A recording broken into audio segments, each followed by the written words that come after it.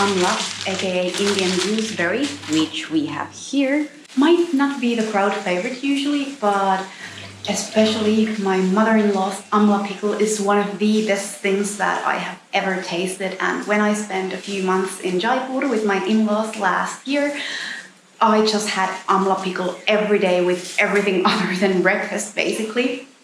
Unless breakfast was the kind of like besan omelette.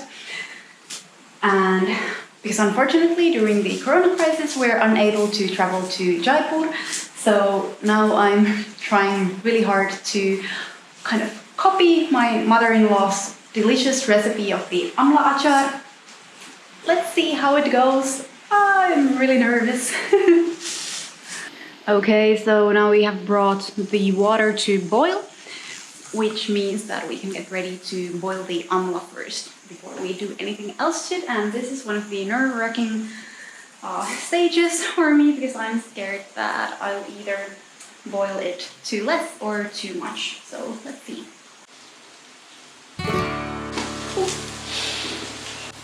This is difficult. Okay, and now I think I'm supposed to... Oh! Whoa! Oh, whoa, whoa, whoa! The water is getting in from the window there. I saw this coming because the sky went dark and there were a lot of clouds, and that has usually been the sign of the approaching monsoon rains.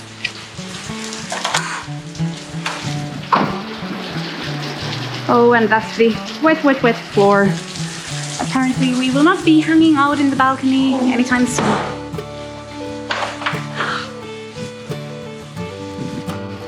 Anyways, back to the amla achar. So I think I'm supposed to let it boil for 4-5 minutes or so. Let's see, I really hope that I'm not going to mess it up. Let's keep this here. And then just a plate for covering. Now the amla has cooled down, so let's get chopping it and de-seeding, so then we can get it dry and can make the actual achar tomorrow. I thought that this was going to be more difficult, but it is so surprisingly easy. So now we have de-seeded the amla, and let's cover the berries, and hopefully by tomorrow we will have them all dried, so then we can actually go into making the achar. Finally, it's time to get to the actual making of the amla achar. It is, I gotta admit, 2 days after I boiled the amla, because I was silly enough to try to dry it in the mesh strain. And yesterday I noticed that obviously all the amla was still in that small space on top of each other, very moist still. So I had to phone my mother-in-law and ask her, oh my god, what am I doing wrong? Why isn't this drying? So then she told me to put it on a more open kind of area and spread it and put it even preferably on newspaper or tissue or something like that. So that's what we did. Now we have it here on these plates.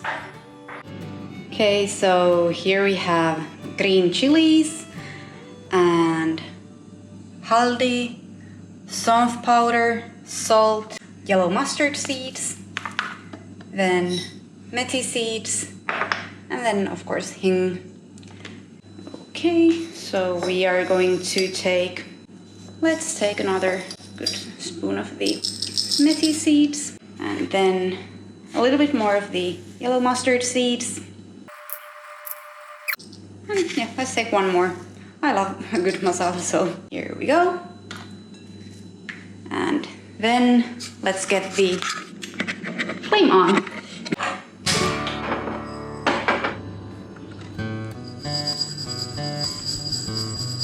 Okay, so now this started popping. So I'm just going to pour it here, and then let's grind it a little bit.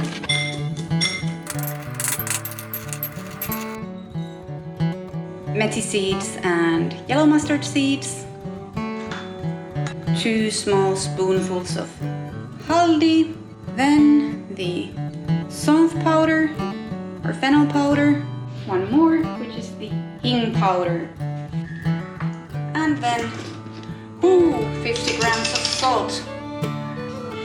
I have no idea how I can get 50 grams measured, but let's believe that probably most of this is 50 grams. And now we'll first put on the light. Da-da-da. And we'll mix the masala. And then we'll put some of the mustard oil here so we get it sticky, so we can mix it with the amla and green chili, hari mirch. See if this is enough. We'll need more. And then, the amla.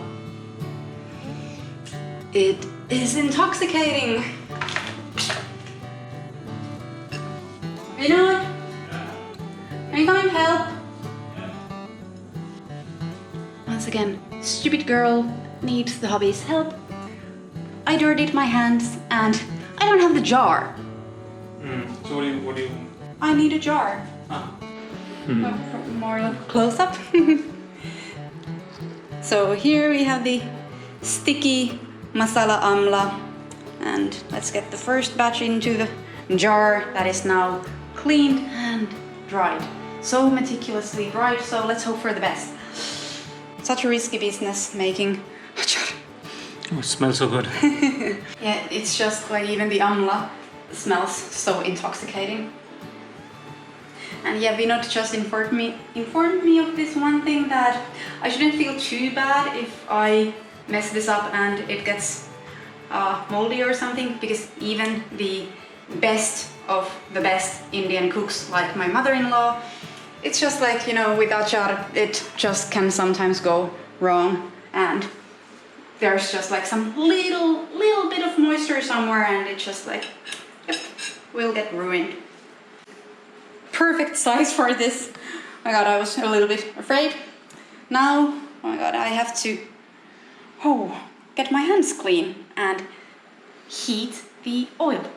That actually scares me the most. I'm scared that I'm going to like get burns or something. Let's put it on a low flame so I don't get the oil just splashing on my face. I don't have the measuring cups or like a home scale, so I'm just gonna play by the ear. Oh my god, I've never put this much oil on anything.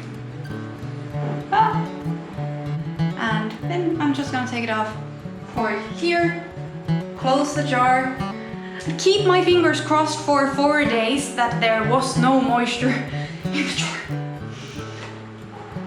All the gods from all the religions, please be favorable.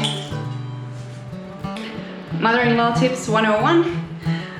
Apparently I'm supposed to let the oil cool down. So now I've turned the flame off and almost brought this to boil.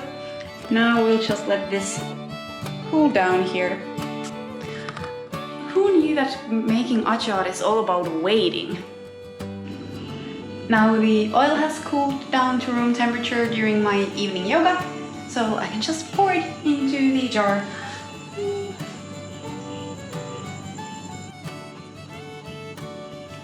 Gosh. I think it's enough. Yeah, we'll see later if we need to add more. I think it'll settle down more. Okay, oh my god, this is so exciting. Tightly. And here we have amla achar as per my mother-in-law. I hope that it's even half as good. Let's put it here. Apparently, it would be the best thing to keep the achar in the sun for the few days that it is in the process of getting to be actual achar. But let's see, I'm not too sure about that because it is Kerala monsoon, so we might we might not be getting that much sun here in Kerala. But yeah, maybe I'll in the morning try to find a sunny spot, and then we'll see what it's for the next 4 days. Wow. Oh, let's hope that this is the 5th day. Yesterday we had a biryani day, so we're not gonna taste the first amla achar with that.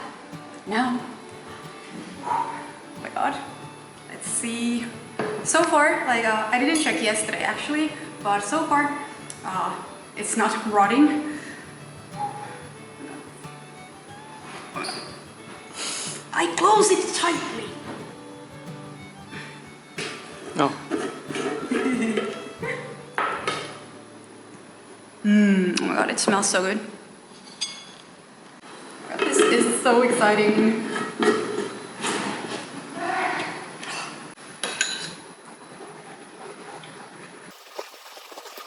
Quite salty, but really good. Yep. So what's the verdict? Oh, let's get you taste first. So, what's the wording? Also, this one from me. We are a couple of so many words. It's really good. Next time I'll put a little bit of more of the other masala too. Yep. And Oh, a this little is bit less salt. I guess we're in quite a pickle here now. In a good way. pickle heaven. Over.